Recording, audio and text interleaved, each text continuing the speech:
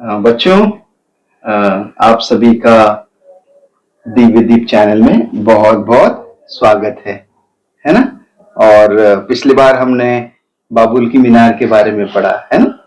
उसमें पढ़ा कि लोग बहुत बड़ी मीनार बना रहे थे, है ना। कि स्वर्ग तक, कहाँ तक की मीनार? स्वर्ग तक। वो ईश्वर से भी बड़े होना चाह रहे थे। उनमें क्या आ गया था? घमंड आ गया था उनमें कि हम अहम है, हम सब कुछ कर सकते हैं। लेकिन ईश्वर ने उनके घमंड को छोड़ दिया। क्या कर दिया? तोड़ दिया। बहुत अच्छा। आज हम कुछ और जानेंगे।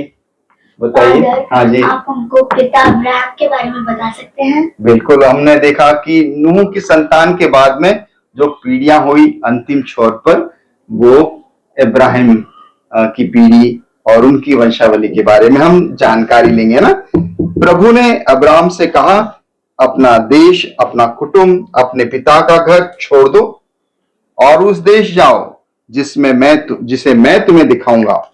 मैं तुम्हारे द्वारा एक महान राष्ट्र उत्पन्न करूंगा, तुम्हें आशीर्वाद दूंगा और तुम्हारा नाम इतना महान बनाऊंगा कि वह कल्याण का स्रोत बन जाएगा। जो तुम्हें आशीर्वाद देते हैं मैं उन्हें आशीर्वाद दूंगा, जो तुम्हें श्राप देते हैं उन्हें श्राप दूंगा। तुम्हारे द्वारा पृथ्वी पर के सब वंश आशीर्वाद प्राप्त करें। ये किसने कहा? ईश्वर ने कहा। किसको कहा? अब्राहम को कहा कि मैं तुम्हें बहुत आशीर्वाद दूंगा। तब अब्राहम चला गया जैसा कि ईश्वर ने उससे कहा था। उसके साथ उसका भाई भी था जिसका नाम है लोट। क्या नाम है उसके भाई का? लोट। अब अब्राहम हारान छोड़कर चला गया तो उसकी अवस्था 75 वर्ष की थी। अब्राहम अपनी पत्नी साराय के साथ अपने भतीजे लोट के साथ गया और ईश्वर के बताए हुए रास्ते पर चलता रहा। उनके पास खूब संपत्ति थी, है ना। ईश्वर ने उनको खूब आशीर्वाद दिया। किसको आशीर्वाद दिया? अब्राहम को। और उसके भाई का नाम क्या था? लोट को खूब आशीर्वाद दिया और उनसे कहा कि तुम कनान देश चले जाओ। कौन से देश जाओ? कनान देश चले जाओ। वहां पहुंचकर अब्राहम ने एक वेदी बनाई।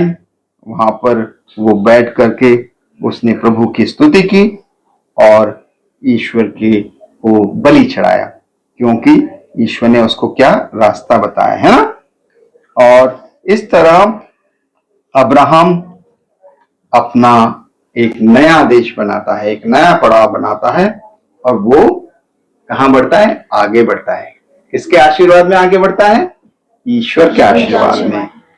और इस तरह अब्राहम और उसका भाई मिस्र देश में आगे बढ़ते हैं। अब्राहम मिस्र में कुछ समय बिताने के लिए चला गया क्योंकि देश में घोर अकाल था। मिस्र में प्रवेश करने के पहले उसने अपनी पत्नी सराय से कहा, मैं जानता हूं कि तुम बड़ी सुंदर स्त्री हो। कौन सुंदर है? सराय। किसकी पत्नी है? अब्राहम की। तो जब मिस्री तुम्हें देखेंगे तो वे कहेंगे कि वो उसकी पत्नी है, तब वे तुम्हें मार डालेंगे पर तुम्हें जीवित रहने देंगे। इसलिए तुम कहना कि तुम मेरी बहन हो, जिससे वे तुम्हारे कारण मेरे साथ अच्छा व्यवहार करें, वे तुम्हारे कारण जीवित रह जाऊं। तो ये अब्राहम कह रहा है कि मेरी पत्नी सारा बहुत सुंदर है। वहां के राजा, वहां के लोग यदि मेरी पत्नी को देखेंगे और सुंदर पा करके मुझे मार डालेंगे, है ना। किसको मार डालेंगे? अब्राहम को मार डालेंगे। फिरौन वहां का अधिकारी था। जब उसने देखा तो फिरौन ने उसकी प्रशंसा की। वह फिरौन के मंडल में गई। सराय के कारण फिरौन ने जवाब अब्राहम के साथ अच्छा व्यवहार किया। उसकी भेड़ बकरी, गाय बकरी, नौकरानी और सभी को उसने बराबर रखा।